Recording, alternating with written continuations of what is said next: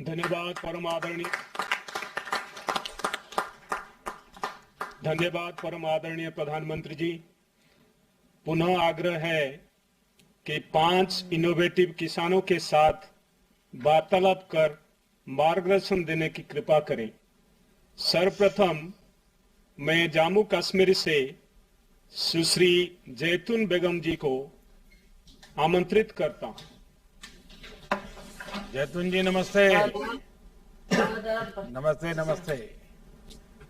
आप बैठिए बैठिए जैतून जी। जैतून बेगम जी, आपको मेरा नमस्कार। और मैं आपसे सुनना चाहूंगा आपके बारे में पहले तो। सर, मैं जैतून बेगम डिस्ट्रिक्ट गांधरबल जम्मू कश्मीर से ताल्लुक रखती हूँ। और क्या क्या करते हैं? जी पूछेंगे ना तब बताएंगे। मुझे बताया गया कि आपके क्षेत्र में चारे की बहुत कमी है। आपको कितनी दिक्कत होती है? और आप तो गाय भी रखती हैं, दूध का भी काम करती हैं। आपने छोटी सी जमीन में एप्पल का भी किया है और मुझे बताया गया कि उसमें आप धान की भी खेती करती है और छोटी सा जमीन का टुकड़ा है। बड़ी नए नए प्रयोग आप करती हैं। और पशु हैं लेकिन चारा नहीं है। कैसे करती हैं आप? सर, मेरे इलाके में चारे की बहुत ही कमी है सर। तो इलाके में करीबी जंगल से सर हम घास व दरख्तों के पत्ते इकट्ठे करके सर तो हम अपना गुजारा कर लेते हैं सर। तो दूसरा, ये हमारी जो ज़मीन है सर, थोड़ी सी ज़मीन है और ये फलों से माला माल है सर। तो इसलिए इसमें अंगूर, सेब, चेरी, अखरोट, आड़ू की पैदावार है सर। अच्छा, सरकार की बागवानी चारागाह प्रौद्योगिकी ट्रेनिंग से आपने उसकी ट्रेनिंग भी ली थी। उस ट्रेनिंग में से आपको कितना लाभ मिला? बहुत सारा लाभ मिला सर। हमारे साथ ये जुड़े हैं IG, FR Jhansi, Srinagar station से हमारे साथ जुड़े हैं साइंसदान। तो इन्होंने और सोशल फॉरेस्ट्री के सर साइंसदान हमारे साथ जुड़े हैं और केवीआई के साइंसदान हमारे साथ जुड़े हैं सर। इन्होंने हमें वो डक्टेलिया घास का बीज और जेई घास का बीज दिया सर। और हमारे साथ कई बार इन्होंने अच्छे जाके वहाँ प्रोग्राम किए इलाके में और देखा और मदद की। इससे हमें जो चारे की पैदावार है सर उसमें बहुत ये हम आगे गए और हमें इससे बहुत फ़ायदा मिला सर। और दूध में 15 से 20% हमें इजाफा हुआ। तो और सर इनके हम बहुत बहुत शुक्रगुजार हैं कि ये हमारे पास पहुँचे और 2-3 साल से मैं इनके साथ जुड़ी हूँ। तो इन्होंने जैसे मैं अपने सेब के बाग में मैंने 3 कट वाला घास लगाया सर और 3 कट उसको दिए हमने। तो ऐसे मैंने 200 फार्मर और भी अपने साथ जोड़ के सर तो घर घर जाके लोगों को बोला कि आप ऐसे कर दो, ऐसे हम अपने बागों में हम ये घास डक्टेलिया घास लगाएंगे। तो सरमा के मौसम में हम जेई घास और मुख्तलिफ किस्मों के घास लगा लेते हैं सर। तो और गर्मियों में हम मक्की का वो चारा, थोड़ा वो मक्की बो लेते हैं, उसका चारा बन जाता है सर। और ऐसे हम मुझे बताया गया कि आप खुद तो सारी ट्रेनिंग ली और प्रयोग भी किए, लेकिन आप स्वार्थी स्वभाव की नहीं है। आप औरों को भी मदद करती है। और मुझे बताया गया कि कई किसानों को भी आपने जोड़ा है। कितने किसान आपके साथ जुड़े हैं जो इस प्रकार से परिवर्तन लाए हैं? सर 200 किसान इंशाल्लाह मेरे साथ जुड़े हैं सर। और आगे उनको फायदा भी मिला, आगे भी उम्मीद रखते हैं सर और फायदा मिलेगा गवर्नमेंट की तरफ से सर। चलिए, आप खुद में एक मिसाल है। क्या आप घाटी में बेटियों की शिक्षा को बढ़ावा देने के लिए भी कुछ करती हैं क्या? क्योंकि आपने एक लीडरशिप ली है, तो बेटियां पढ़ लिख करके आगे आए, उसके लिए कुछ करती हैं आप? हाँ सर, बेटियों के लिए भी करते हैं। हमारे नज़दीकी गांव में पंचायत है, उसके साथ भी मैं जुड़ी हूँ। और घर घर जाके लोगों को मैंने बोला बेटियों का दाखिला करवाओ। तो जब से सर बेटी पढ़ाने और बेटी बचाने का नारा लगा, इसे हमें बहुत राहत मिली।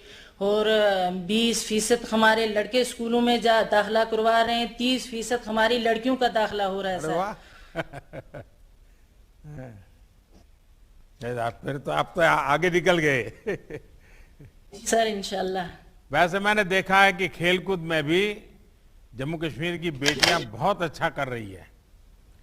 जी सर। जैतून बेगम जी, सरकार के तौर पर हमारी कोशिश यही है कि छोटी जोत के किसानों का, यानी जो छोटे किसान हैं, उनका जी सर। ज्यादा से ज्यादा फायदा हो सके। आपके इलाके में दशकों से चारे की ये समस्या रही, लेकिन अब इस पर ध्यान दिया जा रहा है। हमारे लिए किसान की छोटी से छोटी जरूरत भी एक बहुत बड़ी प्राथमिकता है। हमारी सरकार की कोशिश है कि किसान को सीधा लाभ मिले। छोटी जोत के किसान भी खुद ही सेब या अपनी उपज एक्सपोर्ट कर सकें। उनकी मेहनत का पूरा फायदा बिना किसी बिचौलिए के उन्हें ही हो।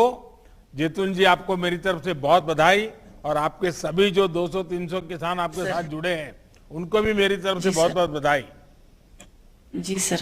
सर एक मेरी थोड़ी सी और अर्ज है सर। जी। हमारे जहाँ ये हमें एसटी गांव से सर बलान कर रखती हूँ, तो सर उसमें हमारे पहाड़ी लोग भी हैं सर। तो हमें जो भी मिला सर तो एसटीओ को मिला, पहाड़ी उससे भी गरीब हैं सर। एक मेरी अर्ज नहीं, है सर आपने आपको। मैं आपका बहुत आभारी हूँ, और बहुत, क्योंकि मैं तो कश्मीर में काफी समय काम किया है, तो मैं जानता हूँ हमारे पहाड़ी भाइयों को कितनी सर- तकलीफ है।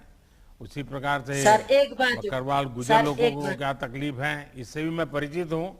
लेकिन आपने ध्यान आकर्षित किया, मैं जरूर एलजी साहब को बताऊंगा, और मैं इस विषय में जरूर सर- कुछ न कुछ कोशिश करूंगा। बहुत बहुत धन्यवाद जी। सर एक आइए कुलवंत सिंह जी से बात करते हैं। प्रधानमंत्री जी नमस्कार। कुलवंत सिंह जी नमस्ते। मेरा नाम कुलवंत सिंह, गांव जलालपुर करीरा। आप बैठिए तहसील कुलवंत जी, शिकारपुर- बैठिए कुलवंत जी, बैठिए। हाँ, तहसील शिकारपुर, जिला बुलंदशहर, उत्तर प्रदेश का निवासी हूं।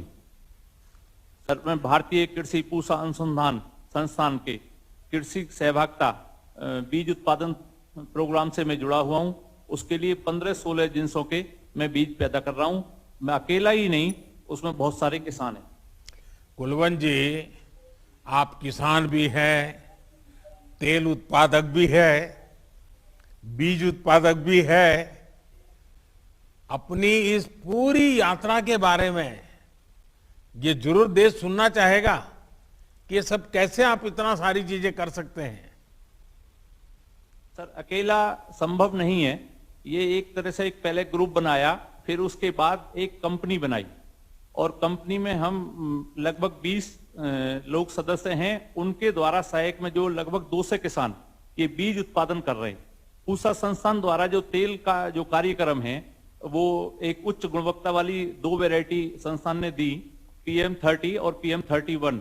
इनका हमने तेल निकलवाया, और ये कनोला ऑयल क्वालिटी का तेल है। जो उसमें पिलवाने के बाद जो हमें बाजार मूल्य है, वो लगभग 1 किलो पे 30 से 40 रुपए प्रति किलो फालतू मिलता है। स्वास्थ्य के लिए अच्छा है। और ये सभी ज्यादातर 200 किसानों ने नहीं, लगभग 30 से 40 किसानों ने ये तेल बीज का उत्पादन करा। उत्पादन करने के बाद तेल निकाला, और फिर उसको हमने बिक्री शुरू करा। ये तो उसमें सरसों का उत्पादन जो करने के सामान्य बाद- तेल पहले हम जो उपयोग करते थे और आप जो कर रहे हैं, सामान्य फर्क क्या है? अगर मेरे जैसे व्यक्ति को समझना है तो फर्क क्या है? ये जैसे साइंटिस्टों द्वारा बताई हुई जानकारी ये है कि जो स्वास्थ्य के मानकों पे अगर हम चिकनाई देखें तो भारत में कोई भी चिकनाई स्वास्थ्य के मानकों पे पास नहीं है। अगर उसे जनरली लोकल भाषा में समझे, जैसे हार्ट पेशेंट वालों को लिए या कोलेस्ट्रॉल जिनका बढ़ रहा है, उनके लिए चिकनाई के लिए मना कर दिया जाता है कि आप चिकनाई बिल्कुल नहीं खाएंगे। तो इसका अगर हम प्रयोग करते हैं तो इस प्रकार की कोई समस्या नहीं है, ना ही उसका कोलेस्ट्रॉल बढ़ेगा। देखिए, आप पूसा संस्थान के साथ मिलकर बीज उत्पादन भी करते हैं, साइंटिस्टों के मार्गदर्शन में आप काम करते हैं। ये बीज उत्पादन एक प्रकार से किसान को सीधा लाभ पहुंचाने में ज़रा देर लगती है, लेकिन इससे आपको क्या लाभ हुआ? इससे सर अच्छे बीज मिलना, ये एक प्रक्रिया, और अच्छे बीजों से तो बोने से लेकर कटने तक संस्थान के साइंटिस्टों द्वारा समय समय पर गाइडलाइंस करते रहना, तो आत्मविश्वास बने रहना मुझ में भी और मेरे साथ के सभी किसानों में भी, और एक सामाजिक सम्मान भी मिलना, प्रतिष्ठा बनी है समाज में सभी किसानों की कि ये पूसा संस्थान के लिए बीज उत्पादन करते हैं। तो उससे जो देखने से दूसरे किसान भी प्रेरित होते हैं जी, और वो दूसरे बीज भी नहीं, आप पूसा के साथ जुड़ गए, वैज्ञानिकों से जुड़ गए, आपके अपने अनुभव अच्छे होंगे, और किसानों का भी मन करता है पूसा के और वैज्ञानिक पद्धतियों से जुड़ने का मन करता है उनका? नहीं, हर साल बढ़ रहे हैं सर किसान, हर साल किसान उस प्रक्रिया को देख के बढ़ रहे हैं और जुड़ते चले जा रहे हैं सर। आपने सरसों के तेल के लिए खेत से बाजार तक एक पूरी चेन विकसित की है जी। आपको इसमें शुरू में तो जरा ये कठिन काम है, इतना सारा बीज से बाजार तक चीजों को ले जाना, तो आपको कहीं कहीं मदद की जरूरत पड़ी होगी।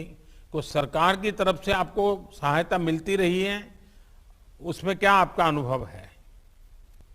नहीं, सरकार की तरफ से समय समय पर सहायता भी मिली है, और तकनीकी ज्ञान भी, वो चाहे संस्थान हो, चाहे हमारा कृषि विज्ञान केंद्र हो, और चाहे कृषि अधिकारी हो जिले लेवल पर, उन्होंने भी सबने गाइड करा है, और उस गाइड का हमने लाभ मिला है सभी किसानों को। कुलवंत जी, आप उदाहरण है कि जब एक किसान अपनी ही फसल को प्रोसेस करके उसे बाजार में उतारता है, वैल्यू एडिशन करता है, तो इसका कितना लाभ होता है। पिछले 7 साल में सरकार की कोशिश रही है कि किसानों के लिए बीज से बाजार तक की ऐसी व्यवस्था स्थापित की जाए जिससे किसान के श्रम का पूरा सम्मान हो। इसके लिए सॉइल हेल्थ कार्ड, उन्नत बीज, सिंचाई की तमाम परियोजनाएं, यूरिया की उपलब्धता, ऑर्गेनिक खेती, फर्टिलाइजर की उपलब्धता, एमएसपी पर रिकॉर्ड खरीद और वैश्विक बाजारों की व्यवस्था जैसे अनेक प्रयास लगातार चलते रहे हैं। आप जैसे जागरूक किसान इसका फायदा भी ले रहे हैं, और आप और किसानों को भी जोड़ रहे हैं। अच्छी बात यह है कि आप लगातार और किसानों को जोड़ करके एक पूरे माहौल को बदल रहे हैं। मेरी तरफ से आपको बहुत बहुत बधाई, और आपके साथ जुड़े हुए बाकी सब किसानों से भी मेरी बहुत बहुत बधाई। आइए अब हम चलते हैं गोवा, श्रीमती दर्शना जी से बात करेंगे। दर्शना जी पेडनेकर जी। माननीय दर्शना जी प्रणाम। आप बैठिए, आप बैठिए। नमस्कार सर। नमस्कार सर। दर्शना जी, आपके पास कितनी जमीन है और आप आमच्याकडे किती शेती उस पर क्या 4 खेती एकर करती हैं? 4 एकर है सर। आणि काय काय शेती करता? भात लायता, कलिंगण, मिरची, कांदा, चवळी, सगळी भाजी भी, लाल भाजी, मुळा, वाल सगळे। इनके पास 4 एकड़ जमीन है, उसके ऊपर वो धान की खेती करती है, इसके साथ वो तरबूज की खेती, चौराई खेती, सब्जियों में टमाटर, मिर्ची जैसी खेती करती हैं। आपने आधुनिक खेती को अपना लिया है। आप पोल्ट्री के बिजनेस और जैविक खाद बनाने से भी जुड़ी है। इतने सारे काम करने में एक तो आपको ये विचार कहां से आया, आपको किस किस प्रकार से मदद मिली, सरकार की तरफ से भी कोई मदद मिली क्या? तुम्ही जे शेती करताय त्याशिवाय पोल्ट्री पण करताय, त्याशिवाय वर्मी कंपोस्टिंग पण करतायत, ह्याची माहिती तुम्हाला कुठून मिळाली आणि तुम्हाला सरकारकडून काय काय मदत मिळाली? सरकार कडसून आमकां मदत सगळे बिया मेळटात, सगळे आयसीआरांसून कंपोस्टा गायन हे केलेले आसा, कोंबडी आसा, म्हजे कडेन गाय आसा, म्हशी आहा, ते कंपोस्ट सगळे करून हांव शेताक घालता आनी म्हजे तेचेर पीक वाडयता, जास्त करून तेचेर पीक भरपूर येता। इनको जो है ट्रेनिंग आईसीआर से मिली है। इसके ट्रेनिंग लेने के बाद ये जो है वर्मी कंपोस्ट करती हैं। इसके सिवा इनके पास 50 बर्ड्स है, पोल्ट्री बर्ड्स है। इसके सिवा इनके पास 3 भैंस है, 2 गाय हैं और ये सब जो है वो केवीके के मार्गदर्शन के अंदर खेती करती हैं, ऐसे ये बोल रही हैं। अच्छा, मुझे बताया गया कि आप नारियल को प्रोसेस कर अलग अलग प्रोडक्ट भी बनाती हैं। एक तो मैं जानना चाहूंगा ये नारियल में से आप क्या बनाती हैं और इससे आपको क्या लाभ हो रहा है? तुम्ही नारळामध्ये काय काय करता तेच सांगा। नारळ पयली सर आमकां खूप जायतले आणि तेतूर आता आमकां मार्केटिंग जायना म्हणून आमी ते सुकयता आणि तेल काडटा आणि 300 रुपयान आमी लिटर विकता, बाटली 1 लिटर। तेतूर आमकां फायदो भरपूर आसा। सर ये कह रही हैं कि पहले नारियल का उत्पन्न इनके पास अच्छा है। पहले जो है लॉकडाउन से पहले इनको नारियल का भाव बहुत अच्छा मिलता था, लेकिन लॉकडाउन के कारण, टूरिस्ट ना आने के कारण इनको नारियल का भाव नहीं मिल रहा है। इसलिए इन्होंने नारियल को सुखाया, उनका तेल निकाला और 300 रुपए लीटर से वो तेल बेच रही हैं और ये बॉटल्स है उनकी। तो पहले से इससे ज्यादा फायदा हो रहा है? लॉकडाउन आपके फायदे में गया? नाही, फायदा होत आहे। फायदा असा सर आमकां खूप फायदा असा। वो कह रही हैं कि बहुत फायदा है इससे। अच्छा, आपको जो किसान सम्मान निधि भेजते हैं और छोटे किसानों के लिए तो बहुत काम आता है, वो आपको रेगुलरली आपके खाते में जमा होता है जब भी हमने भेजा है? जैसे अभी हमारे कृषि मंत्री जी बता रहे थे कि करीब 1.5 लाख करोड़ से ज्यादा रकम किसानों के खाते में सीधी पहुंचाई है। आपको पहुंचती है वो? तुम्हाला किसान सम्मान निधी भेटली है का? हो, भेटलेली आहे सर नारळ। सर इन्हें टाइमली किसान सम्मान निधि मिल गई है। अच्छा, इस सम्मान निधि से आपकी मदद होती है? आपको फायदा होता है, लाभ होता है? हो सर, फायदा होता है, जास्त फायदा होता है। बहुत फायदा होता है सर। बहुत फायदा होता है। दर्शना जी, आप इस बात का स्वयं में एक प्रतीक है कि हमारे देश की महिला किसान जब कुछ ठान ले तो इसे कोई नहीं रोक सकता। काय तुम्हाला मराठी करावं लागतं का? मराठी येते सर। स्वतः सर ट्रॅक्टर चालवते मी शेतात आणि बी पण मी पेरते सगळं आणि मुलं पण माझी चांगली आहे, शेतात काम करता। मिस्टर पण माझे बँक ऑफ इंडिया मध्ये कामाला होते, ते पण मला हेल्प करतात सकाळी। आता रिटायर झालेले आहे। मी स्वतः सगळं काम करून शेतात, परराला आमचं घर आहे, तिथं आम्ही दरवर्षी कलिंगड लावताय। भरपूर पीक येत आहे कलिंगडाचं आणि आयसीआरमसून आम्हाला भरपूर बिया पण देत आहेत आता। आणि पीक वाढवणं पहिली आम्हाला कमी यायचं, आता भरपूर येतं पीक।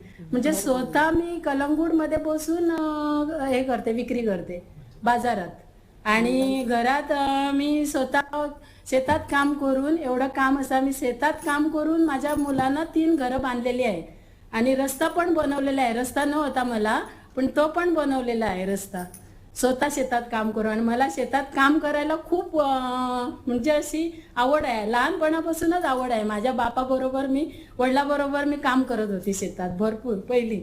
म्हणजे वडिलाकडूनच मी शिकली काम सगळं शेतात। शिकायची, शाळेत जायची आणि येऊन मग घरात काम करायची आणि शेतात जाऊन काम करायची। म्हणजे अभ्यासही करायची आणि कामही करायची शेतात। सर ये कह रही है कि ये बचपन से ही खेती कर रही हैं, अपने पापा के से ही इन्होंने खेती सीखी है। स्कूल से ही ये खेती करती आ रही है और खेती कर करके ही इन्होंने अपने बच्चों को बड़ा किया है। 3 घर बनाया है, घर को जाने के लिए रास्ता नहीं था वो भी बनाया है। खुद जाके कलंगूट के मार्केट में ये अपनी सब उत्पादन बेचती हैं और इससे इनको बहुत अच्छा मुनाफा मिल रहा है। ये खुद ट्रैक्टर भी चलाती है और हर खेत का काम खुद करती हैं। आप खेती भी करती है, ट्रैक्टर भी चलाती है, नारियल को भी प्रोसेस करती हैं, रास्ता भी बना देती है, आप पोल्ट्री का भी काम करती हैं, पीएम किसान निधि से लेकर बाजार की व्यवस्था तक, जीआई टैक्स से लेकर किसान रेल तक और किसान कानूनों से लेकर के एमएसपी तक आप देखती हैं कि भारत सरकार की लगातार कोशिश है और हमारे गोवा के मुख्यमंत्री जी भी बहुत सक्रिय रहते हैं, किसानों के विकास के लिए काफ़ी कुछ करते रहते हैं और इससे कारण आपको काफ़ी लाभ भी हो रहा है।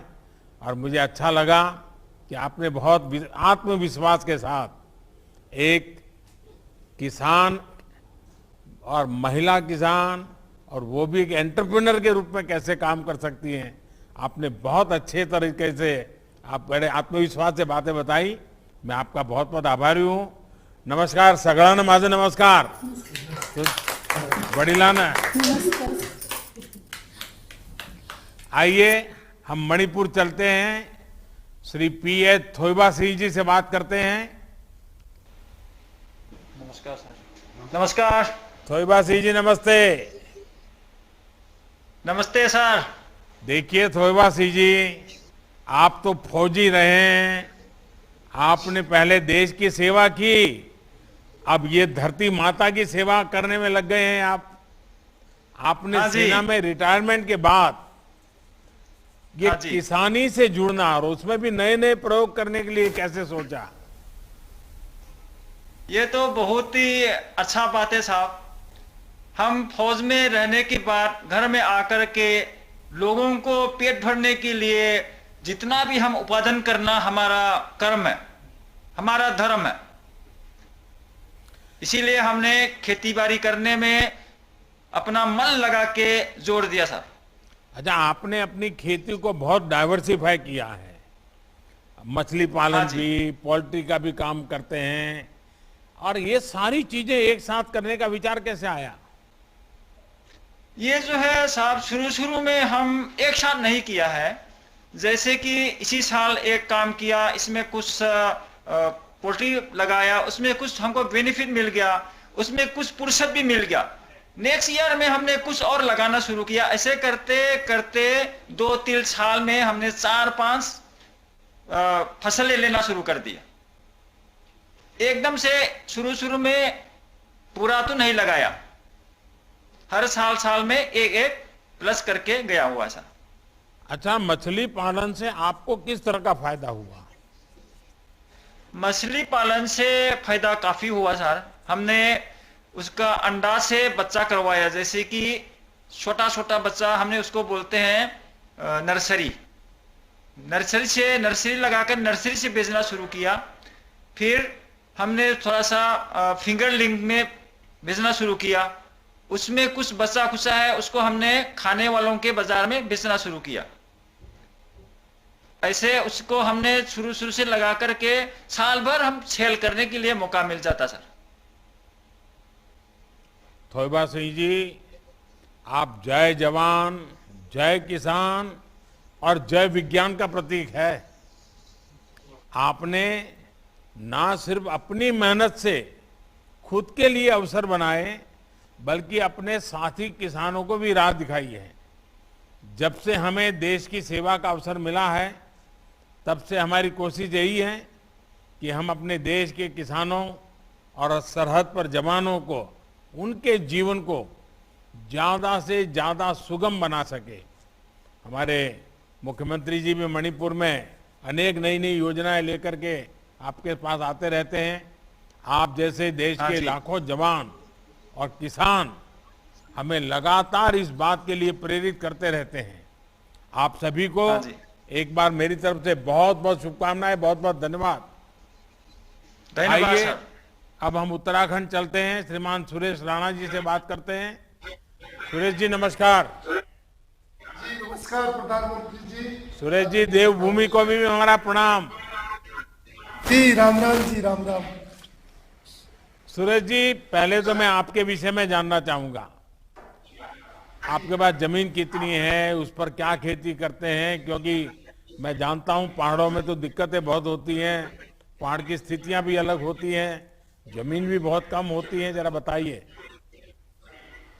जी महोदय, मेरे पास 9.5 एकड़ जमीन है, जो उत्तराखंड का तलहटी जो जिला उधम सिंह नगर है, वो थोड़ा सा प्लेन एरिया में है, तो वहाँ के जी प्लेन है। तो 9.5 एकड़ जमीन में वर्तमान में मैं धान, मटर और मक्का की खेती कर रहा हूँ जी। मुझे बताया गया कि आपने अपनी खेती के तरीके में कुछ बदलाव किया है, ये कैसे बदलाव था और आपने ये बदलाव क्यों किया? जी महोदय, दरअसल में पहले मैं जो धान और मटर और ग्रीष्मकालीन जो धान लगाता था, उस समय मेरे को पहले हमारा यही खेती करना था, फसल चक्र अपनाने का प्रयास किया। लेकिन 2017 में उससे हमको बड़ा नुकसान हुआ कि 2017 तक हमारी जो ग्रीष्मकालीन धान था, उससे हमारी जमीन की उपजाऊ क्षमता बहुत कम हो गई, पानी का जल स्तर बहुत गिर गया। तो कृषि विज्ञान केंद्र काशीपुर के वैज्ञानिकों के सहयोग से, उनके मार्गदर्शन से वैज्ञानिकों ने हमको मक्का की खेती के बारे में बताया। तो मक्का की खेती करना शुरू किया। तो हमारे गांव ग्राम खैराना के 8-10 किसानों ने मक्का का खेती करना शुरू किया। तो उसमें पहली बार प्रति एकड़ 35 कुंटल पैदावार हुई। और जो मक्का के जो पेड़ जो शेष पेड़ बचे थे अवशेष, उनकी जुताई करने से हमारी जमीन की उपजाऊ क्षमता बढ़ी, पानी का जल स्तर भी हमारा बढ़ा। और जो खरीफ में जो धान लगाते, बरसात में जो धान लगाते थे, उसमें हमारे धान लगाने से हमारी उपज बढ़ी। इतना हमको लाभ हुआ। अच्छा, इस सारे काम में आपको सरकार से भी कोई मदद मिली कि नहीं मिली? सरकार में महोदय जी, सरकार का सहयोग पर्याप्त रहा। जो कृषि विज्ञान केंद्र के वैज्ञानिकों का समय समय पे हमको तकनीकी ज्ञान देना, मेड़ विधि से मक्का लगाना, जो बेमौसमी धान को छोड़ना। आज मेरा गांव 2019 में से बेमौसमी धान नहीं लगाता, जिससे पानी का जल स्तर हमारा ठीक है। जमीन की मुख्य बात है कि हमारी जमीन की उपजाऊ क्षमता अब पहले जैसी आ रही है, क्योंकि उसके अवशेषों की जुताई करने से। अच्छा, आपके साथ और भी किसान जुड़े हैं और सबके साथ आने से सबने मिलकर के कुछ परिवर्तन किया है क्या, कोई लाभ लिया है क्या? जी महोदय, मैं कृषि विज्ञान केंद्र काशीपुर के वैज्ञानिकों से मेरे गांव के किसान पहले तो जुड़े, फिर उसके बाद धीरे धीरे अन्य किसानों ने जो मेरी मक्का की फसल को, हमारे गांव की फसल को देखा, तो उसमें अब करीब हमारे पास 300 से अधिक किसान मेरे से जुड़े हैं। और हम चाह रहे हैं कि अब हम एक एपीओ का जो संगठन हो जाए, एपीओ खोलें, ऐसा अपनी प्रयास है। देखिए, किसान जब मिलकर काम करते हैं तो बहुत फायदा होता है। हमारी सरकार की कोशिश है कि वो अपने किसानों का ज्यादा से ज्यादा संसाधन पहुंचा पाए, जिससे वो स्थानीय स्तर पर भी अपनी जरूरतों के हिसाब से इंफ्रास्ट्रक्चर विकसित कर सके। हमारे देश का किसान जो मिट्टी से सोना उगाता है, उसे संसाधन मिल जाए तो क्या कुछ नहीं कर सकता है। हमारा प्रयास है कि देश के हर गांव में किसानों की मदद से उनकी जरूरत का इंफ्रास्ट्रक्चर विकसित हो। हम इसी कोशिश में लगातार लगे हैं। मेरी उत्तराखंड के सभी किसानों को भी बहुत बहुत शुभकामनाएं। मुझे बहुत अच्छा लगा आपके सारे विचार सुनकर के। बहुत बहुत धन्यवाद आपका।